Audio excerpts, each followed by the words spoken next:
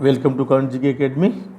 आज 22 अगस्त 2020 है और 22 अगस्त के जितने भी इम्पोर्टेंट क्वेश्चन बनेंगे हम उन पे चर्चा करेंगे। वीडियो को पूरा देखना है। अगर पूरा देखने के बाद में अगर वीडियो आपको अच्छा लगे तो प्लीज़ लाइक शेयर सब्सक्राइब जरूर करें, जिससे मेरे को भी अच्छा लगे। तो चलिए क्वेश्चन नंबर 1 से स्टार्ट करते हैं। हाल ही में नौकरी तलाशने में मदद करने के लिए कोरमो जॉब्स ऐप निम्न में से किसने लॉन्च किए? तो आपको पता है भारत के अंदर किसने लॉन्च किया है? गूगल ने लॉन्च किया है। इसमें क्या रहेगा कि ये लाखों भारतीयों को शुरुआती स्तर की जो नौकरियां रहती है वो प्राप्त करने में मदद करेगा। और जो कोरमो जॉब है वो कोरोना वायरस के कारण अपनी नौकरी गंवा चुके युवा पेशेवरों और नौकरियों की तलाश में जुटे लोगों को रोजगार दिलाने में मदद करेगा। गूगल ने पहली बार 2018 में बांग्लादेश में इस रोजगार एप्लीकेशन को लॉन्च किया था और इसके बाद 2019 में इसे इंडोनेशिया में विस्तारित किया और गूगल ने 2019 में भारत में इस ऐप का प्रशिक्षण किया था। लेकिन गूगल पे ऐप पर स्पोर्ट ब्रांड के तहत जोमेटो और डंजो जैसी कंपनियों के प्लेटफॉर्म पर 2 मिलियन से अधिक नौकरियां पोस्ट की गई। इससे अच्छे नतीजे आने के बाद गूगल अब गूगल पे जॉब्स स्पोर्ट को भारत में कोरोमो जॉब्स के नाम से पुनः लॉन्च कर रहा है और इसे एक स्टैंड अलोन एंड्रॉयड ऐप बना रहा है। तो किसने जो अभी ये लॉन्च किया है? गूगल ने किया है। तो गूगल का जो सीईओ है वो कौन है? आपको पता है, सुंदर पिचई। और ये कहाँ के हैं? अपने मूल भारतीय है, भारत के हैं ये। और इसका मुख्यालय कहाँ पे? गूगल का कैलिफोर्निया। और कैलिफोर्निया कहाँ पे है? संयुक्त राज्य अमेरिका के अंदर। नेक्स्ट क्वेश्चन चलते हैं। हाल ही में अंतर्राष्ट्रीय दिवस कब मनाया गया?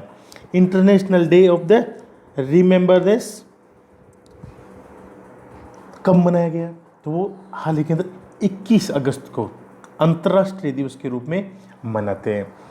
तो ये क्या रहता है? जो international day of remembrance and tribute to the victims of terrorism, यानी आतंकवाद के पीड़ितों की याद और श्रद्धांजलि देने का अंतर्राष्ट्रीय दिवस के रूप में मनाया जाता है।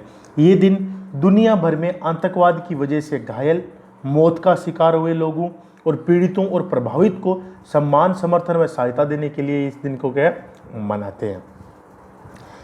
अभी ये तीसरा वर्ष है जो हम मना रहे हैं। मीन्स 2 दिवस ही ऑलरेडी मनाए हैं और तीसरा दिवस मनाया जा रहा है, जो कई स्मारकों और महामारी से निपटने की प्रतिक्रिया पर केंद्रित होगा।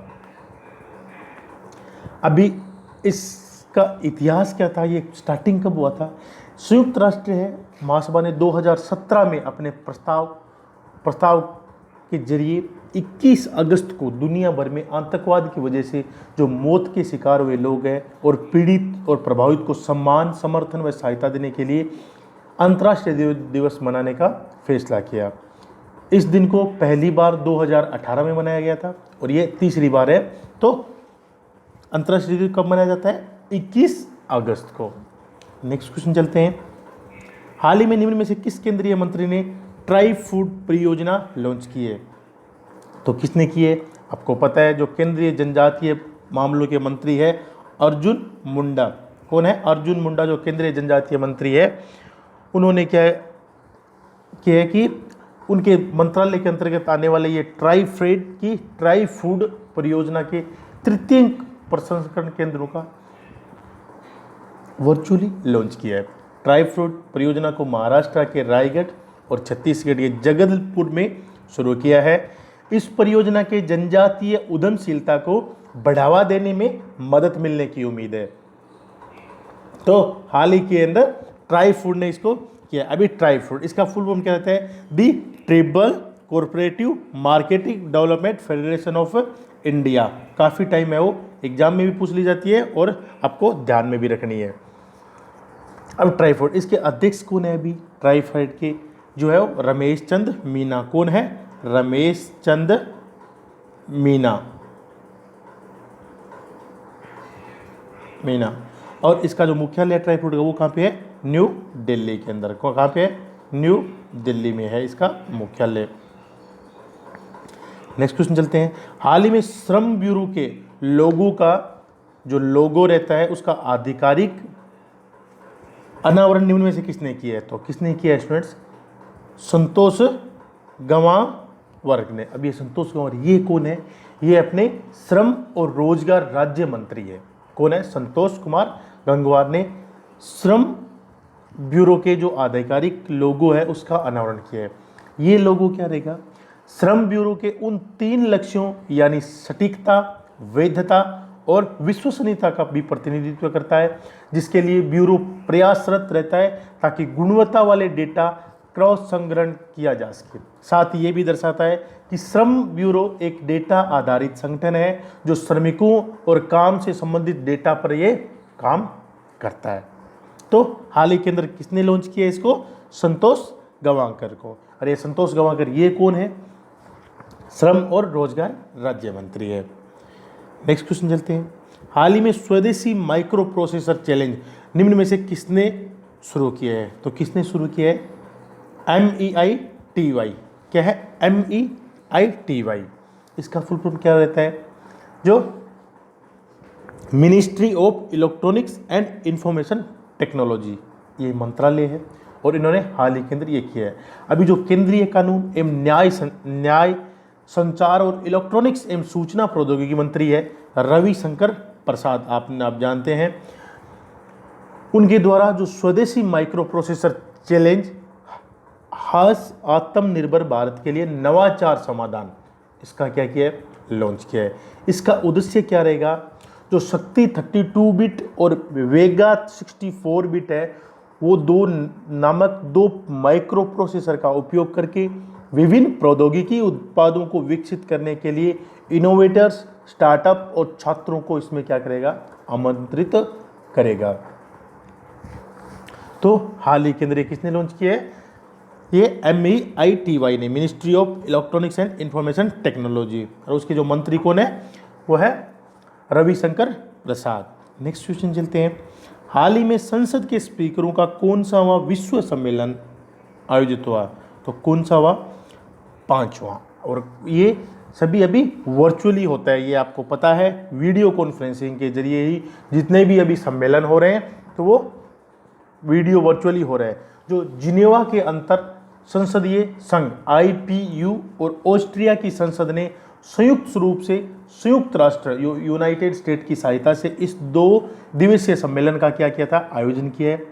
यह सम्मेलन लोगों को और पृथ्वी के लिए शांति और सतत विकास प्रदान करने के लिए जो parliamentary leadership for more effective multilateralism के विषय पर क्या किया था? इसको आयोजित किया था। हमारा जो भारत का प्रतिनिधित्व है वो किसने किया था?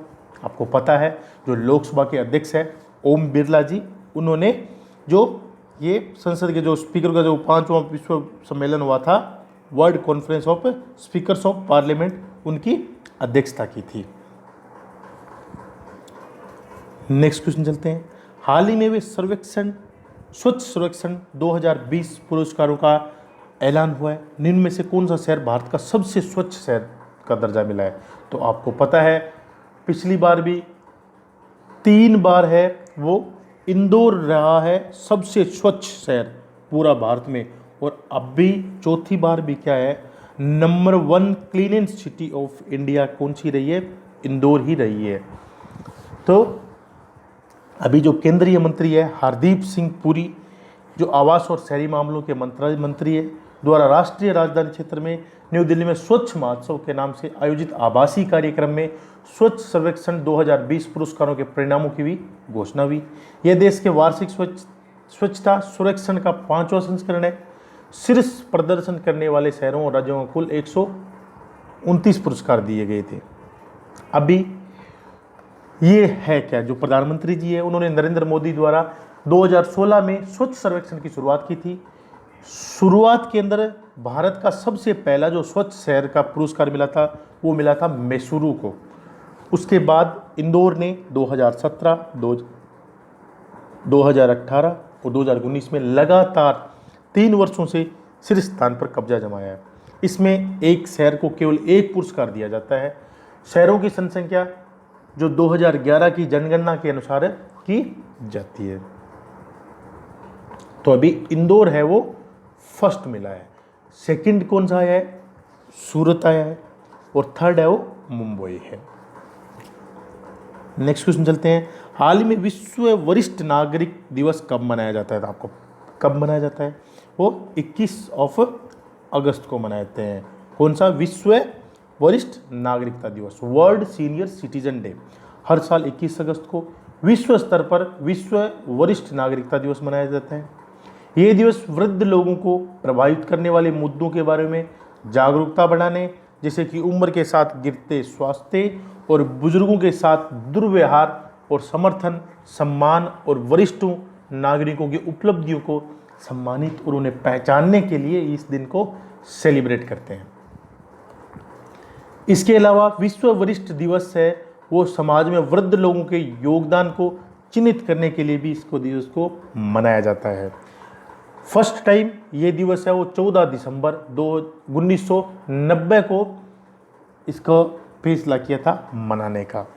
अभी अगस्त के अंदर और जो वर्ल्ड लेवल के जो दिए थे वो 1 अगस्त को क्या हुआ था? विश्व स्तनपान दिवस मनाया गया था। 6 अगस्त को एंटी न्यूक्लियर डे मनाया गया था।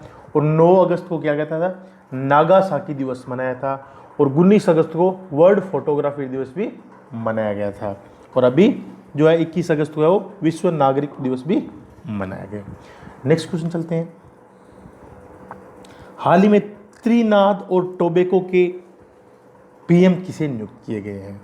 तो ये पहले भी वहीं के ही कीथ रोवले, ये ऑलरेडी पहले के पीएम थे और दूसरी बार इनको वहाँ के पीएम बनाए गए। जो त्रिनाद और टोबैको है